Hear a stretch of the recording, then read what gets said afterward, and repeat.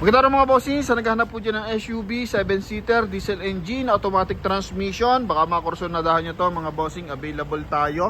Ito po is isang D4D engine na Toyota Fortuner G variant mga boss, na naka hood scoop na mga bossing, 2013 model, R17 ang mags niyan. Ikutan lang natin ang bahagya mga bossing ha. Then series 2021 ang gulong niyan mga boss. Naka highway terrain na yan mga bossing. Mileage natin dito 115,000 km. Pero all goods mga bossing oh. Bango ng loob. Yan mga boss. Okay, so sa naghahanap nyo ng SUV 7-seater na hindi mahirap hanapan ng pyesa, ito mga bossing. Ha, 100% to na hindi binaha mga boss. Okay. Then price natin dito mga bossing dapat 740 or 730,000. Eh yun nga lang, na-post ko na kasi itong mga bossing sa aking story ng 695.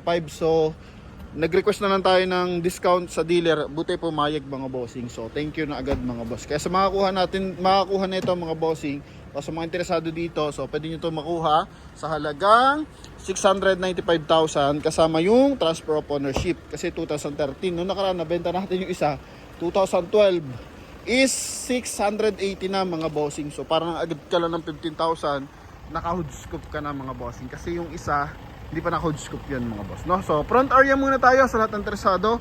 Coding nito is Thursday mga boss, ending 8 mga bossing ha. Tapos maayos yung kanyang headlight, naka-projector, pati yung kanyang front grille mga boss. Okay, walang UP ang mga panel niya, silipin natin yan mamaya mga bossing. Tapos dito, yan, may mga konting gas-gas lang mga boss.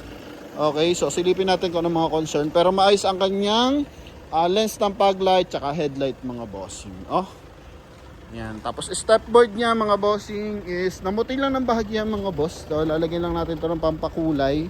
Parang tire black ba yan mga boss. Pero yan na talaga siya mga bossing ha. Pero wala naman siyang UP mga boss. Okay, pwede na din natin yung ipilocks kung sakasakaling mabibili nyo mga boss. Okay, yan.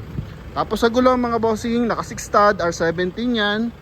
Ito yung kanyang brand, Naito Dura Grappler mga bossing. Highway terrain yan mga bossing na R17 series 2021 mga boss. Ang kapal pa ng gulong mga boss oh. May mga himulmul pa nga siya. 85 to 90% red light pa yan mga bossing. Okay, tapos may signal light sa kanyang side mirror, naka-chrome yung ating meron siya rin visor, naka-chrome yung ating door handle mga boss. Yan oh, may roof rail na yan mga bossing. May maliliit lang na dent mga bossing. Tapos dito nagkaroon ng konting dilaw, mancha.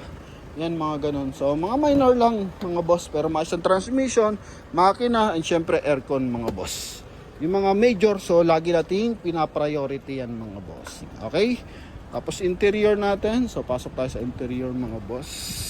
May isang leather ng steering wheel natin. So ito na upholstery na to mga boss, kasi makinis dapat yung ano na ito, leather. Pero all goods naman mga bossing, at least pinaganda na bago mabenta sa atin mga boss. Sa upuan, maayos din. May mga stretch mark ng konti pero walang mga punit mga boss.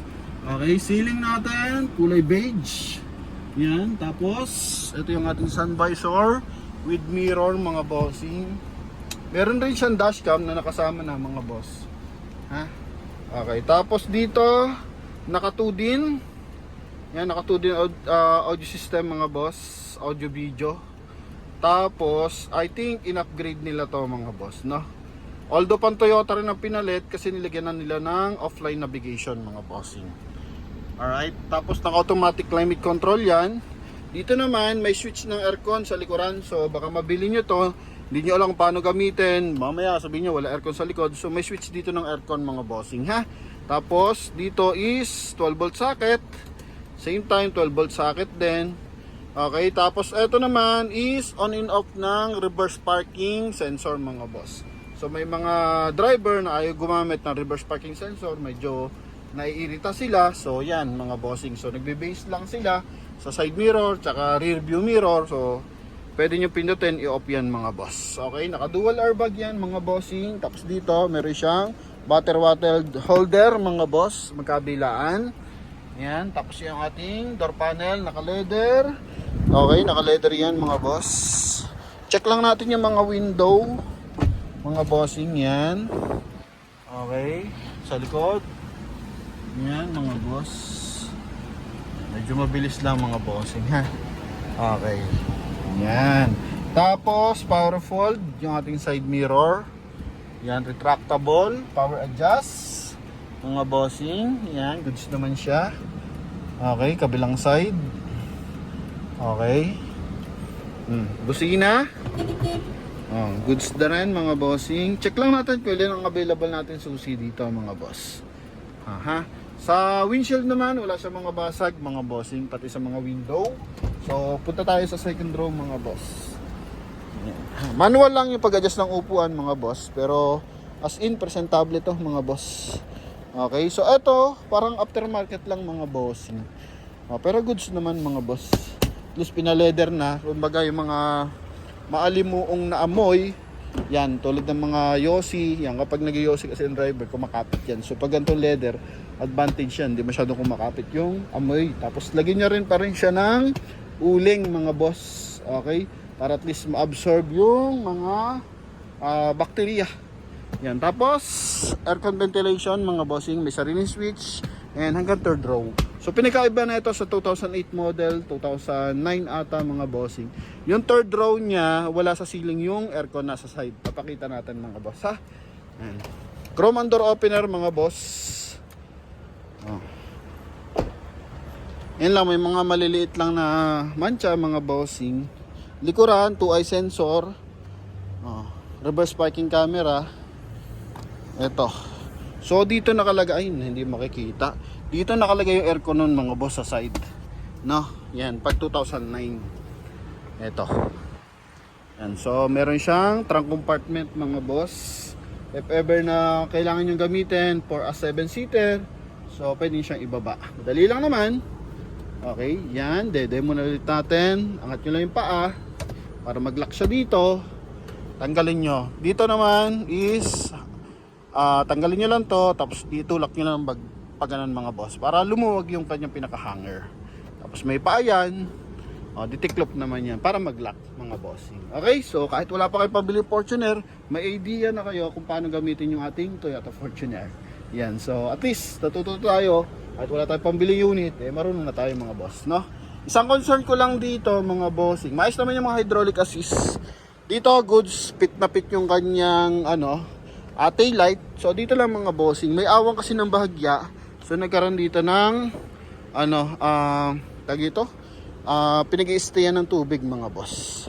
So dito yan mga bossing dumadaan. Wala naman siyang basag mga boss. Dito lang may awang siya ng bahagya. Unlike dito sa isang to. Yan. So super minor lang yan mga boss. Okay. Yan, mahalaga, check natin yung transmission, aircon mga bossing, at makina syempre. Stepboard sa kabila mga boss. Goods na goods din naman mga bossing. Yung kabilang side. Upuan, armrest. Yan ha. Etong ating headrest monitor. So wala, na lang siya, display na lang mga bossing. So nag-upgrade siya ng headrest monitor. Siguro dati napapagana nila to. Pero for now hindi ay gumana, ay mag-open mga boss. So yun, transparent lang tayo mga bossing. May maliit na gas-gas. Yung kabilang side, yan. Mga stretch mark mga boss, pero hindi pa siya punit. Stretch mark lang mga bossing. Armrest. Yan, so meron siyang card ng Easy Trip mga bossing. Siyempre, check natin. Engine bay tayo mga bossing. Sa mga panel, dikit naman mga boss. Goods naman. Hood scope, yan. Pakita natin engine bay mga boss. Makisig to mga bossing. Alam naman natin pag Toyota Fortuner o Toyota, legendary yan mga bossing ha. So kagandahan dito, kahit saan lupalop ka sa Pilipinas, pwede ka makabili ng pyesa. Ang bigat ng hood. Yan, so intercooler turbo mga bossing, malaki yan. Yung medyo maingay, ito kasi walang tornilyo isa. So yun lang naman. Pero wala yung mga leak. Hindi pa ito nalilinis yung engine bay mga boss ha. Pero wala mga leak yan mga bossing. Sinilip ko na po yan. Tapos dito, walang putol na panel, walang yupe. Baterya natin is Yokohama Premium mga boss. May mga markings pa rin yung kanyang ABS, tapos yung kanyang brake master mga bossing. Oh. Okay. Yan. So sa mga nagkaka-interest dito sa ating Toyota Fortuner, all goods naman mga boss. Kaya sa mga gusto nito mga bossing, so tawag lang sa ating contact number na nasa screen mga boss. Ano? Yan, makisig mga boss.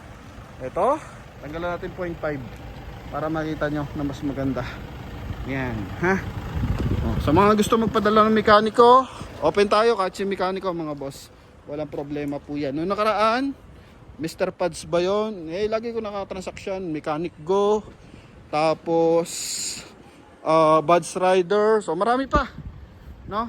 Yan, so yung iba naman is out of schedule, so okay lang. Kahit sa yung iba naman mga bossing, maraming buyer na hindi na nagpapadala ng mekaniko dahil yan nga transparent naman tayo magpakita ng unit. So salamat sa tiwala mga bossing, and kahit ganoon hindi sila nagpapadala ng mekaniko, hindi naman sila tinitirik ng mga binebenta nating sasakyan mga boss. And lahat ng dokumento walang problema kasi nga diretso transfer yan mga bossing sa pangalan nyo, para at least magkaroon kayo ng peace of mind mga bossing. Ako rin na nagbenta sa inyo, kasi once na magkaroon kayo ng concern, tatawagan nyo ako, so magiging abala pa sa atin yun mga boss. So bigyan ko kayo ng peace of mind mga bossing, transfer natin sa pangalan nyo. And sa mga buyer natin na hindi pa kaya mag cash transaction, so mag-loan kayo directly, cash loan, personal loan sa bangko, yun ang ibili nyo yung unit. So hanggat maaari, pass muna tayo sa financing mga boss, kasi nga mataas ang down, so mahigpit ang financing. Pag di ka nakabayad na 1 buwan, batake na, o 2 buwan. So yun mga boss, kung cash loan, kahit yung mabayaran yon, bibili mo ng Fortuner, siraman yung pangalan mo sa bangko, may Fortuner ka pa rin.